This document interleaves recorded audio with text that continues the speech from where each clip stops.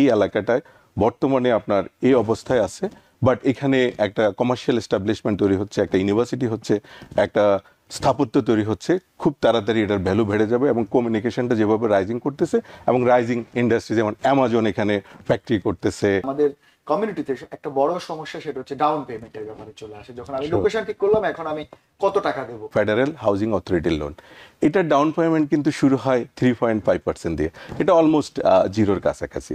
তারপরে আরও কিছু প্রোগ্রাম আছে, যেমন ইউএসডিএ নামে একটা প্রোগ্রাম আছে, রুরাল এরিয়া, এরা জিরো ডাউন পেমেন্টে আপনাকে বাড়ি দিয়ে থাকে। কোভিডের মতো 2.5% ইন্টারেস্ট আর কখনো আসবে না, এটা অ্যাবসার্ড, এটা আসবে না। ইন্টারেস্ট রেটটা আপনার 5.5 থেকে 6.5 এর মধ্যে ঘোরাঘুরি করবে।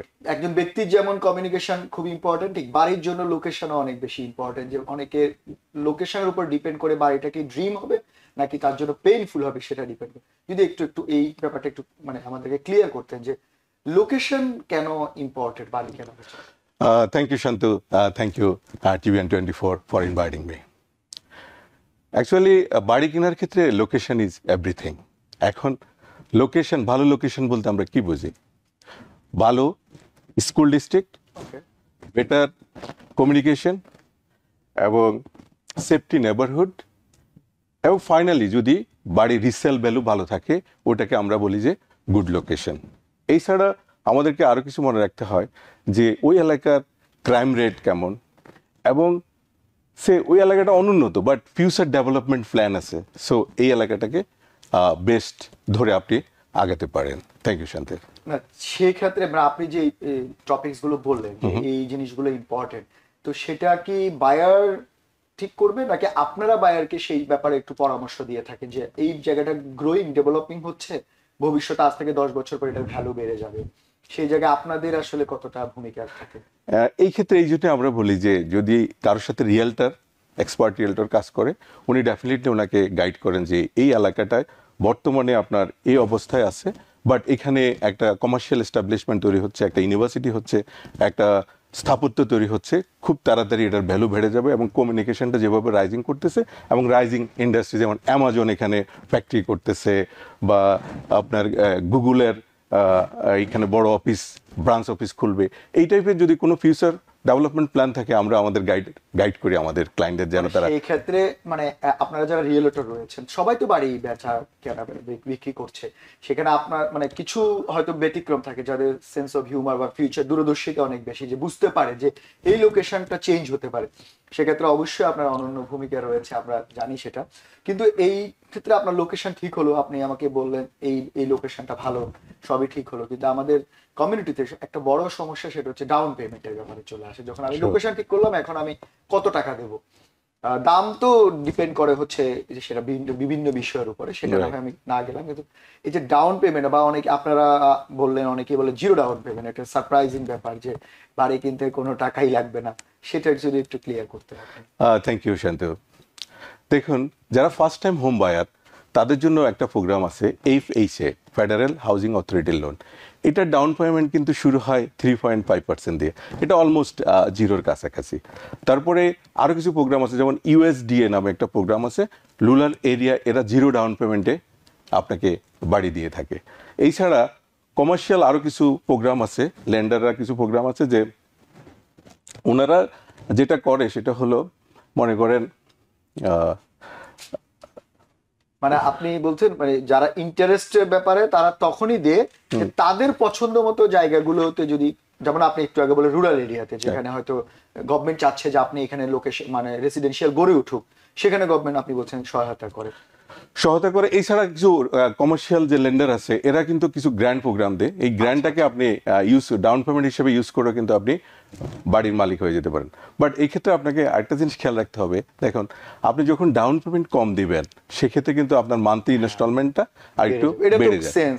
কমন সেন্সের ব্যাপার যে আপনি যত কম দিবেন ওইদিকে আপনার লোনটা বেশি থাকবে, ইনস্টলমেন্ট পেমেন্ট। কিন্তু মজার ব্যাপার হচ্ছে যে আপনি কিনতে পারবেন, হতাশ হবার কিছু no, there is lot of program. আচ্ছা, আরেকটা যে অনেকে আমাদের সমাজে ব্যবস্থা, আপনি যেটা বললেন যে ইন্টারেস্ট রেটের একটা ফ্যাক্টর চলে আসতেছে, যে অনেকে আপনি বললেন যে কম ডাউন পেমেন্ট দিলে কিন্তু বেশি টাকা পরবর্তীতে দিতে হবে, কিন্তু এই ইন্টারেস্টের ব্যাপারে আমাদের কমিউনিটির অনেকে অপেক্ষা করছেন যে ইন্টারেস্টেড ডাউন হবে, ইন্টারেস্টেড কমবে।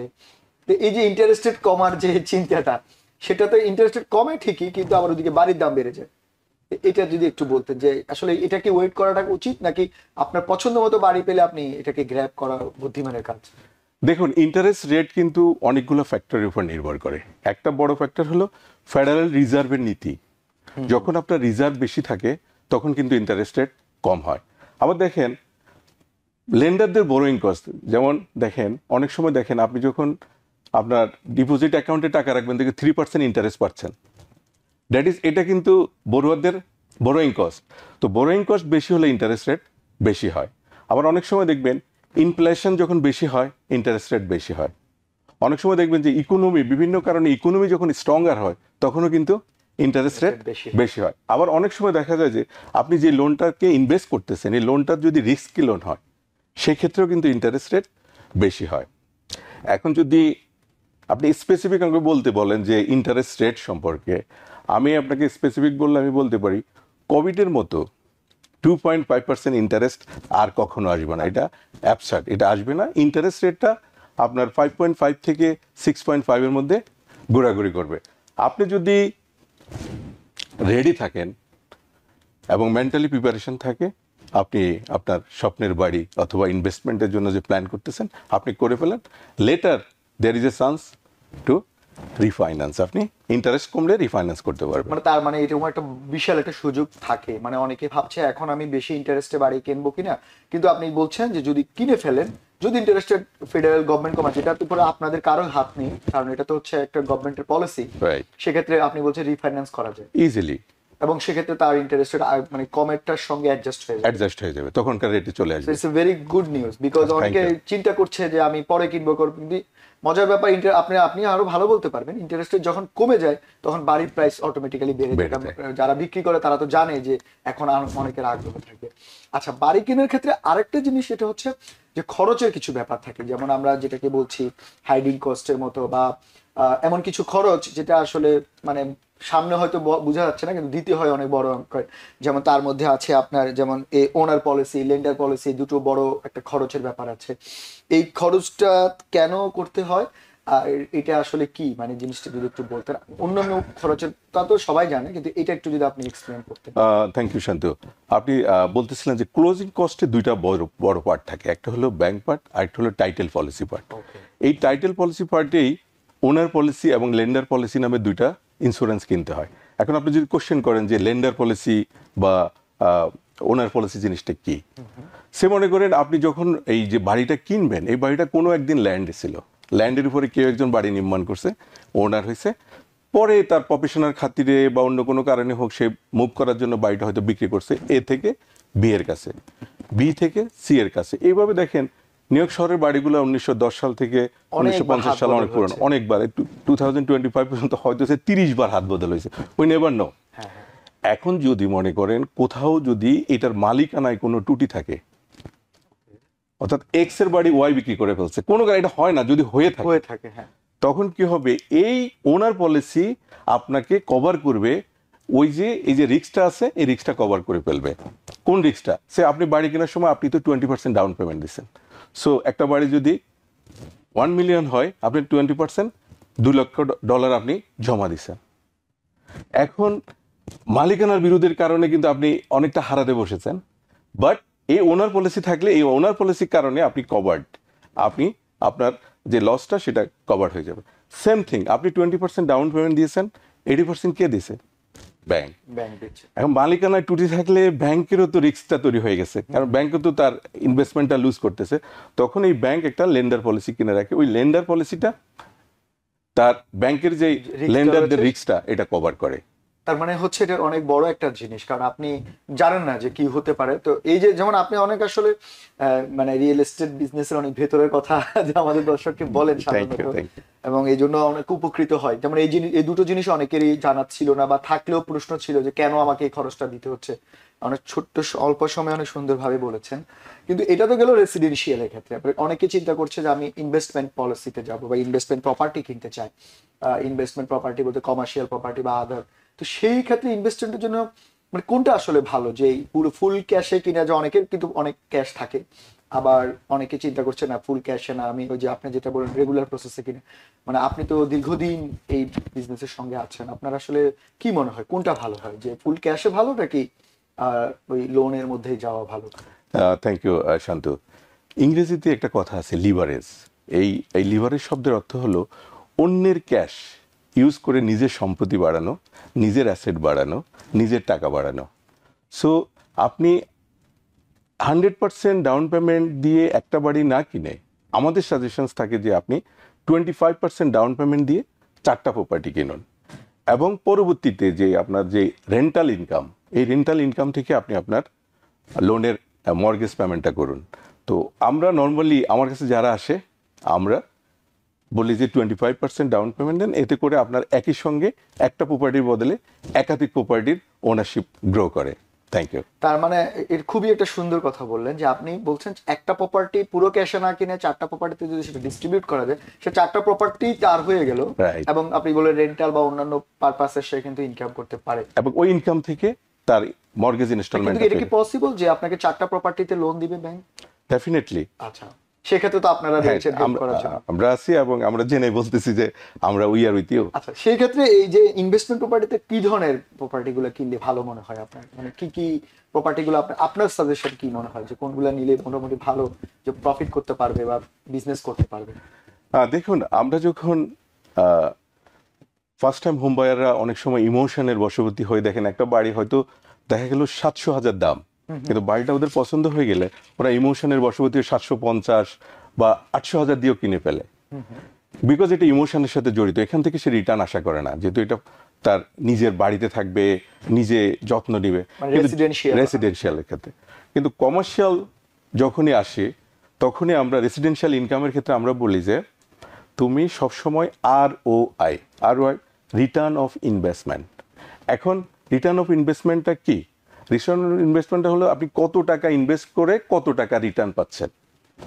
এখন এই ক্ষেত্রে আমরা ROI ক্যালকুলেশন করে যদি পজিটিভ ক্যাশ ফ্লো হয় সেক্ষেত্রে আমরা বলি ইয়েস ইনভেস্টমেন্টটা প্রফিটেবল, গো অ্যাহেড। আর যদি নেগেটিভ ক্যাশ ফ্লো হয় আমরা বলি যে স্টপ ইট, আপনি আরও প্রপার্টি দেখেন, উই উইল হেল্প ইউ। এখন কোশ্চেন থাকতে পারে যে নেগেটিভ ক্যাশ ফ্লো কি, পজিটিভ ক্যাশ ফ্লো কি? সে মনে করেন আপনি একটা প্রপার্টি 800,000, ওখান থেকে আপনি রেসিডেন্সিয়াল ইনকাম পাচ্ছেন $8,000, এখন আপনি মর্গেজ দিচ্ছেন $9,000, তাহলে $1,000 কিন্তু আপনার পকেট থেকে দিতেছে। এটা হলো negative cash flow. Positive cash ফ্লোটা কি? সে মনে করেন আপনি $8,000 আপনি রেন্টাল ইনকাম পাচ্ছেন ওই প্রপার্টিতে ইনভেস্ট করে, আর আপনার মর্গেজ আসতেছে $7,000, that is positive case flow. $1,000 আপনার পকেটে থাকতেছে। এখন কেউ যদি বলে যে না আমি ROI বুঝি না, পজিটিভ ক্যাশ ফ্লো বুঝি না, নেগেটিভ ক্যাশ ফ্লো বুঝি না, তাদেরকে আমরা আরেকটা ফর্মুলা দিই যে আপনি যে প্রপার্টিটাতে ইনভেস্ট করবেন ওইটার মান্থলি ইনকাম, ওইটার মান্থলি ইয়ার নিয়ে মান্থলি ইনকাম যদি 1% অফ দ্য ইনভেস্টমেন্ট ভ্যালু হয় তাহলে আপনি এটাতে ইনভেস্ট করেন। এখন সেটা কিরকম? সে মনে করেন আপনি $900,000 দিয়ে একটা ইনভেস্টমেন্ট কিনলেন, ওটার 1% হলো $9,000। মান্থলি ইনকাম যদি 9,000 হয়, 900,000 এ 1% তো 9,000, 9,000 তখন এই 9,000 টাকা যখনই 1%-এর সমান হয় তখন আমরা বলি যে গো হেড। এখন আমরা কিসের উপর বলি গো হেড? বিকজ আমাদের অনেকগুলো স্টাডি আছে, আমাদের অনেকগুলো সমীক্ষা আছে, আমরা দেখছি যে 1%-এর সমান হলে পারচেজ ভ্যালু বছর শেষে এই ক্যাশ ফ্লোটা পজিটিভ থাকে। পজিটিভ হয়, আচ্ছা আচ্ছা। মানে সেটা 1% মান্থলি, মানে এটা আপনারা ক্যালকুলেশন করে আপনারা আপনার ক্লায়েন্টকে সেটা বোঝানোর চেষ্টা করেন। রাইট। অনেকে আছে এক একজনের আন্ডারস্ট্যান্ডিং পাওয়ার এক এক রকম। কেউ হয়তো 10% চায়, মানে আজকে বিনিয়োগ করে কালকেই বলছে আমি 900,000 বিনিয়োগ করে কালকে আমার 9 লাখ টাকা চাই, অনেকেই অনেক রকমের চিন্তা করে। আবার অনেকে আপনি বলছেন বাট রেগুলার পলিসি যেটা আপনারা বলছেন 1% যদি সে মান্থলি হয় সেটা আপনি বলছেন বছর শেষে এটা প্রফিটেবল ইনভেস্টমেন্ট হয়, পজিটিভ ক্যাশ ফ্লোতে যায় এবং এটা গুড ইনভেস্টমেন্ট হয়। রাইট। আচ্ছা, আরেকটা হচ্ছে যে আপনি একটু আগে ফার্স্ট টাইম বায়ারের কথা বললেন যে ফার্স্ট টাইম বায়ারদের কিছু ড্রিম থাকে, ফার্স্ট টাইম বায়াররা আসলে এত কিছু চিন্তা করে না তারা তো থাকার জন্য, কিন্তু আপনাদের অনেকে রিয়েলিটররা বলে থাকেন যে অ্যাফোর্ডেবল হাউস কেনার জন্য, বা অনেকে পরামর্শ দিয়ে থাকেন, আমি জানি না আমরা শুনি আর কি। তো এই যে অ্যাফোর্ডেবল হাউসের এই পরামর্শটা কেন দেন, আর এটা আসলে কি অ্যাফোর্ডেবল হাউস কিনলে কি লাভ হয়? থ্যাংক ইউ শান্তু, এটা খুবই গুরুত্বপূর্ণ একটা কোশ্চেন। আমি আমি বিশ্বাস করি দর্শকরাও মনোযোগ দিয়ে শুনবেন। দেখেন, আপনি বাড়ি কেনার সঙ্গে সঙ্গে আপনি যদি স্ট্রেসফুল হয়ে যান, কিভাবে কিস্তি দিব, কিভাবে ডাউন পেমেন্ট দিব, তাহলে কিন্তু আপনি হ্যাভেনের বদলে হেল পারচেস করতেছেন। তখন এই আপনার লাইফটাকে স্ট্রেস ফ্রি করার জন্য আমাদের রিয়েলটারে আমরা বলি যে ডেপ টু ইনকাম, আপনার ইনকামের তুলনায় ডেপ্ট যদি 43% পর্যন্ত হয়ে থাকে, তখন আমরা এটাকে বলি অ্যাফোর্ডেবল হাউস। এই অ্যাফোর্ডেবল হাউস কেন বলি? কারণ যখন আপনার ডেপ্ট টু ইনকাম আপনার 43%-এর ভিতরে থাকবে, তখন আপনার ইনকামের তুলনায় আপনার লায়াবিলিটি কম, আপনার অ্যাবিলিটি টু রিপে অনেক স্ট্রঙ্গার হয়ে যায়। আপনি কোনো চিন্তা ভাবনা না করে দেখবেন ইজিলি ইনস্টলমেন্টটা পে করতে পারবেন। সেটা কীরকম? সে আপনি আপনার মান্থলি ইনকাম $10,000, কাল্পনিক $10,000, এটার 43% হলো $4,300, $4,300।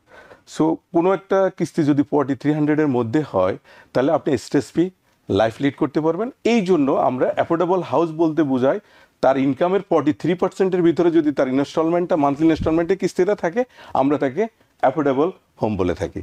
মানে সেটা হচ্ছে, মানে আপনি বলছেন ইনকামের যে ফ্লোটা রয়েছে সেটার থেকে 43% যদি ওনার পেমেন্ট হয়, ইনস্টলমেন্ট পেমেন্ট হয়, তার মানে তার জন্য একটা সহজ হয়, লাইফটা সহজ হয়। কিন্তু এটা তো গেল হচ্ছে আপনি বলছেন ইনকামে, তা অনেকের ইনকাম তো অনেক বেশি থাকে, তো সেই ক্ষেত্রে আপনারা কিভাবে ক্যালকুলেশন করেন? সেক্ষেত্রে তো তার অ্যাফোর্ডেবিলিটির ভিতরে আছে, তার স্ট্রেস ফ্রি লাইফ এমনি আছে। সবার জন্য এটা প্রযোজ্য না। যাদের বলছেন আপনি মানে ইনকামটা একটু লিমিটেড হয়, অনেকে বিজনেস করে, কোনো মাসে 10,000 করলো, কোনো মাসে সে 40,000 করে, তো সেক্ষেত্রে তাদের জন্য এটা ইম্পর্টেন্ট না। বাট বেশিরভাগই আমরা যারা রেগুলার কমিউনিটিতে জব করে তাদের কিন্তু ইনকামটা একটা লিমিটেড ইনকামের মধ্যে থাকে। হ্যাঁ, যারা মনে করেন বেশি ইনকাম করে তাদের তো ওই যে ডেপ্ট টু ইনকাম 20%, এটা তো আরো সহজ তার জন্য, আরো সহজ। মানে সেক্ষেত্রে মানে এটা কিন্তু একটা বিশাল একটা ব্যাপার যে শুধু আপনি মানে কমার্শিয়াল পারপাস যে বাড়ি বিক্রি করে দিলাম এরপরে ক্লায়েন্টের সঙ্গে তেমন সম্পর্ক নাই, ব্যাপারটা তা না। আপনারা পাশাপাশি ক্লায়েন্টকে যাতে তার একটা ফ্লেক্সিবল লাইফ লিড করতে পারে, মানে বাড়ি কিনে আপনি একটু আগে বললেন যাতে হেভেন হয়, নট হেল হয়, সেই পরামর্শ দেন। খুব কম রিয়েলেটররা এটা করতেছে, বা আমাদের প্রচুর, বা এটা সবার জন্য এটা প্রযোজ্য আসলে করা, কারণ আমাদের ক্লায়েন্ট গুলো তো অনেক বেশি স্ট্রেসের মধ্যে থাকে, এটা তো সত্য। আচ্ছা, আরেকটা জিনিস স্ট্রেসের মধ্যে যেহেতু আপনি বললেন যে স্ট্রেসের ব্যাপারটা যেহেতু চলে আসে, যে আপনারা যেমন অনেকেই আছে যে 30 বছরের একটা মর্টগেজ লোন নিল, কিন্তু দেখা গেল যে কিছু কয়েক বছর পরে মর্টগেজ লোনের মানে ইনস্টলমেন্ট বেড়ে যাচ্ছে, কমার কথা ছিল বা সে আশা করে, প্রত্যেকেই আমরা আশা করি কমে যায়, কিন্তু আবার বেড়ে যায়। এটা আবার কেন হয়? এই মাঝে মাঝে এটা বেড়ে যায় কেন? গ্রেট কোশ্চেন শান্ত, এবং দর্শক মন্ডলী আপনারা এটাও মনোযোগ দিয়ে শুনবেন। এই প্রশ্নের উত্তর বুঝতে হলে আপনাকে বুঝতে হবে যে আপনার যে মর্গেজ ইনস্টলমেন্ট, এটার কিন্তু 4টা পার্ট। আমরা যে মান্থলি একটা পেমেন্ট দিই, এই ইনস্টলমেন্টের 4টা পার্ট। ফার্স্ট পার্ট হলো প্রিন্সিপাল, দ্বিতীয় হলো ইন্টারেস্ট, তৃতীয় হলো ট্যাক্স, চতুর্থ হলো ইন্স্যুরেন্স। এখন দেখেন, আপনি যদি 30 ইয়ার্স ফিক্সড রেটে মর্গেজ নিয়ে থাকেন, তাহলে আপনার প্রিন্সিপাল এবং ইন্টারেস্ট এটা ফিক্স থাকবে, এটা একই থাকবে। কিন্তু কোনো কারণে আপনার এলাকায় একটা স্থাপত্য নির্মাণ হয়েছে, একটা কমার্শিয়াল সুপার মার্কেট হয়েছে, একটা ইউনিভার্সিটি নির্মাণ হয়েছে, তখন কিন্তু আপনার ওই বাড়ির ভ্যালু অনেক বেড়ে যায়। বাড়ির ভ্যালু বাড়ার সঙ্গে সঙ্গে বাড়ির ট্যাক্সও কিন্তু বাড়ে এবং ইন্স্যুরেন্সও একটু বাড়ে। তখন ওই যে বাড়ির ভ্যালুর কারণে আপনার যে ট্যাক্স এবং ইন্স্যুরেন্সের একটা পার্ট বেড়ে যায়, এটার জন্য আপনার ওই যে মান্থলি যে 30 ইয়ার্স ফিক্স থাকার কথা, এটা একটু ভেরিয়েবল হয়। সেক্ষেত্রে আপনি আপনার ব্যাংক স্টেটমেন্টে নিয়ে আপনার রিয়েলটারকে কল করবেন, অথবা আপনি আপনার ব্যাংকারকে কল করলে সে ইজিলি আপনাকে ইনস্টলমেন্টের ভিতরে যে 4টা পার্ট ওটা আপনাকে দেখিয়ে দেবে। ভাই, আমাদের সময় খুবই কম আসলে, খুব আপনার সঙ্গে কথা বললে সময় খুব দ্রুত শেষ হয়ে যায়, অনেক পরামর্শ দেন। আপনাকে জাস্ট এক লাইনেও যদি মধ্যে বলতেন যে আসলে আমাদের এখন যারা কমিউনিটি তারা আসলে কোন এলাকাতে বাড়ি কিনলে লাভবান হবে, আপনার ব্যক্তিগত সাজেশনে যদি সংক্ষেপে বলতেন। আমি প্রথমেই বলবো যে দেখেন, হোম ওনারশিপটা হলো একটা long term smart investment. Home ওনারশিপটা হলো একটা long term wealth generation. So যদি আপনি রেডি থাকেন, আপনি বাড়িতে ইনভেস্ট করেন। আপনার জন্যই আমরা এখানে আসি, আপনাদেরকে হেল্প করার জন্য আমরা এখানে আসি। সো এই মুহূর্তে যদি আমরা অ্যাফোর্ডেবল বাড়ির কথা হিসাব করি, আপনি দেখবেন ওয়েস্টচেস্টার কাউন্টিতে কিছু অ্যাফোর্ডেবল বাড়ি আছে, লং আইল্যান্ডের আপনি গার্ডেন সিটি আছে, তারপরে এলমন্ট আছে, জামাইকা হিলসাইড থেকে একদম কুইন্স ভিলেজ পর্যন্ত রাস্তার ডানে বাঁয়ে অনেকগুলো অ্যাফোর্ডেবল বাড়ি আছে। এবং যদি আপনি সিটির বাইরে কিনতে চান, তাহলে আমি বলবো যে আপনি আলবানি এবং স্যারাকুইজ, ওইখানে ফিউচার ডেভেলপমেন্ট অনেক কিছু হচ্ছে, আপনারা ওই দিকে মুভ করতে পারেন। নিউ ইয়র্ক থেকে সম্প্রচারিত TVN 24 টেলিভিশন, বিশ্বজুড়ে বাঙালির কণ্ঠস্বর।